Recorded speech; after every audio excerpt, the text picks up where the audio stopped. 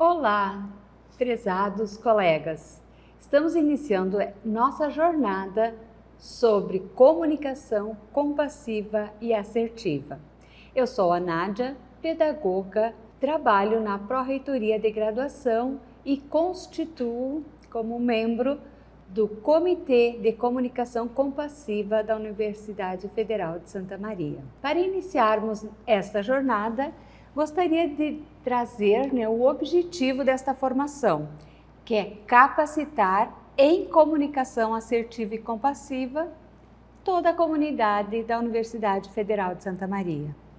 Destaco que o material didático base para esta formação é o guia prático para gerar mais entendimento e conexão, que foi escrito então por mim e por Adriele Machado. Para iniciarmos então, quando nos trata falar sobre comunicação no entendimento da compassividade, então é preciso trazer que a comunicação é um processo que envolve a interação e a troca de informações entre dois ou mais sujeitos, por meio de signos, símbolos e regras compartilhadas socialmente, a fim de que sejam entendíveis. Trata-se de um processo social primário que permite criar e interpretar mensagens que podem gerar respostas ou não. A comunicação instaura, então, a relação com sentido de interação. Promove a possibilidade de múltiplas vozes que constituem e atravessam os nossos relacionamentos. Quando a gente fala, então, sobre a semiótica da comunicação, é importante trazer a ideia de signo, um decodificador e um objeto. Se nós percebermos a luz ou a emissão do som de uma sirene, decodificamos que possa ser uma ambulância. Retratamos então a um objeto, um veículo que serve para socorro. Nem precisamos esperar uma explicação, porque nós já temos então socialmente compartilhado que este seria um signo utilizado para uma emergência, para uma situação que necessite socorro. Então, para que possamos ilustrar, a comunicação ela se dá nesses diversos interações, as interações entre o signo, objeto e uma decodificação. Paulo Freire afirma que a palavra, seja ela oral, gestual, escrita ou de qualquer outra ordem, é a verdadeira marca da humanidade, o que diferencia os homens de outros animais, pela subjetivação que tal atividade produz. Já Humberto Mariotti cita que a linguagem promove modificações estruturais, tanto nos sujeitos quanto nas sociedades, porque ela coordena, organiza, sintetiza os nossos comportamentos e, ao relatá-los, contribui para que eles se modifiquem. Coloquei aqui uma ilustração de um ciclo, que seria a ação, o relato, a avaliação e uma nova ação, mas na verdade é um ciclo, porque ao termos uma nova ação, também há a possibilidade de avaliar ao relatar. Então, a linguagem, a comunicação promove estas possibilidades. Para nós, aqui na universidade, utilizamos a categoria comunicação compassiva, então, que é inspirada na teoria da comunicação não violenta, desenvolvida ainda na década de 1960, pelo psicólogo norte-americano Marshall Rosenberg, que tinha interação muito próxima com Carl Rogers, que desenvolveu a psicologia humanista. Então, esta comunicação vem como uma possibilidade de moldar, de organizar de forma diferenciada as comunicações entre as pessoas. O principal livro, então, de Marshall é o Comunicação Não Violenta, Técnicas para Aprimorar Relacionamentos Pessoais e Profissionais. Este livro estará disponibilizado também como material didático desta formação. Falamos um pouquinho sobre o que é comunicação. A compassividade, então, vamos agora entrar um pouquinho mais. O que muda, então, da comunicação que já estamos habituados socialmente para a comunicação compassiva? O que quer dizer compassivo? Tem a ver com a relação intrínseca com aquilo que é o mais importante da humanidade, a compaixão.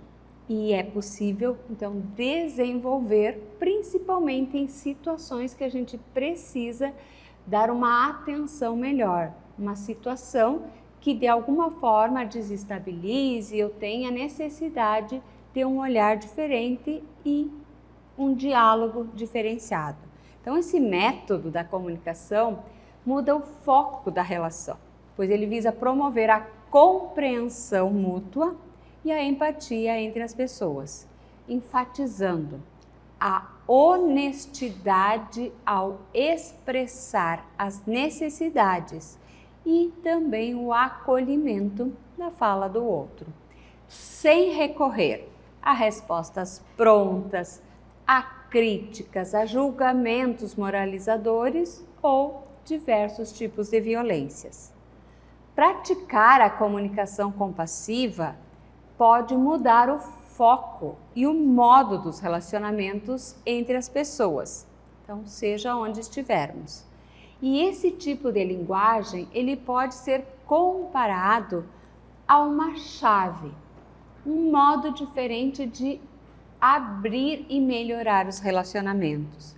Seria como uma ferramenta apropriada que nos ajuda a reconectar com a nossa compaixão e empaticamente também acolher as falas, os posicionamentos, a postura das outras pessoas.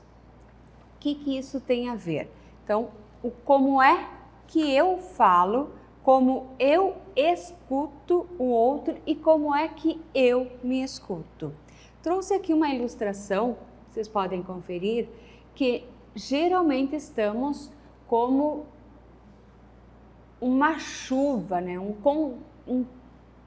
um conteúdo de muitas falas, multivozes, estamos a todo momento.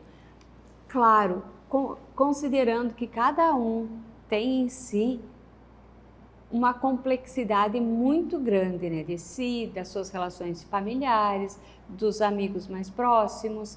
Então, tudo isso constitui cada um e cada fala vem constituída, vem agregada de todos esses posicionamentos.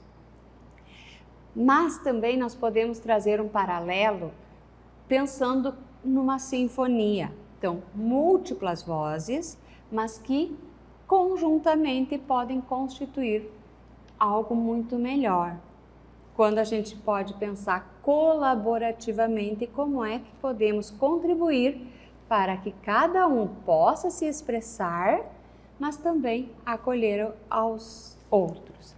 E aí a gente retoma um pouquinho a fala de Marshall Rosenberg, quando ele se refere que há algumas formas de comunicação que nos alienam do nosso estado compassivo natural. Então, para ele é natural que exerçamos a compassividade. Mas no dia a dia, então, há diferentes formas de comunicação que acabam nos afastando desse estado natural.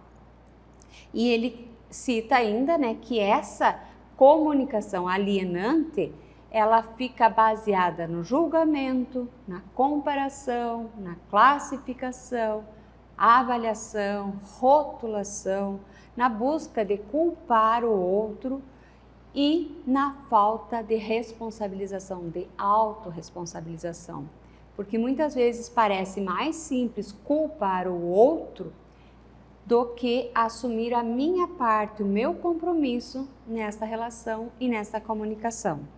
Então, a comunicação compassiva busca estabelecer a relação de parceria, de cooperação, em que predomina essa comunicação eficaz, eficiente e empática, de modo a reformular a maneira pela qual nos expressamos e ouvimos os outros. A comunicação compassiva e assertiva busca, então, o cuidado, a conexão, a autenticidade e a responsabilidade.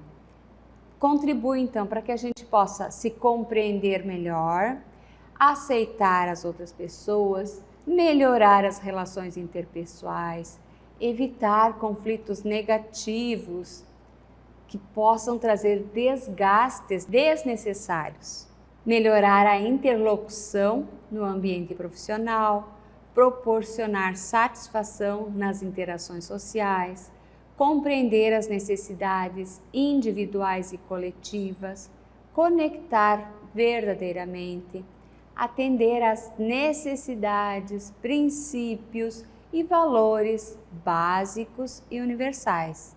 Enfim, gerar mais entendimento e conexão. Nos encontraremos no próximo vídeo.